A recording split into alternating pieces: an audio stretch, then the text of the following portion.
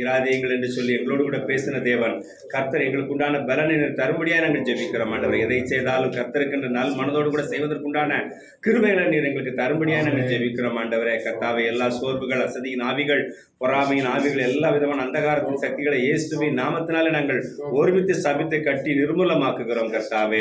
அந்த வேலைக்கு நாங்கள் தாங்கள் கைகளை திடப்படுத்தினார்கள் என்று சொல்லது போல ஆண்டவர், நாங்கள் எழுந்து கட்டுவதற்கு நீர் எங்களுக்கு கொடுத்த நல்ல பலனுக்காய் ஸ்தோத்திரம் ஆண்டவரே. குறிப்பாக சிவிசிஎம் ட்ரஸ்ட் மூலமாய் நடத்தப்படுகிறதான ஆண்டவரே அத்தனை சபைகளுக்காகவும் ஆண்டவரே இந்த ஊழியங்களுக்காக நாங்கள் ஜெபிக்கிறோம் கர்த்தாவே.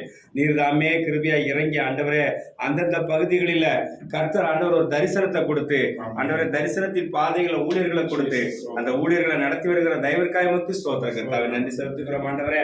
தகப்பனை எழுதி கொடுத்திருக்கிறதான அந்த குறிப்புகளை ஆண்டவரே நாங்கள் கருத்தாய் ஜெபிக்க நீங்க கிருபையை பாராட்ட வேண்டுமா நாங்கள் ஜெபிக்கிறோம் கர்த்தாவே. மீதியான ஆண்டவர் வேலை கருத்தை நாங்கள் ஒப்புக் கொடுக்கிறோம்.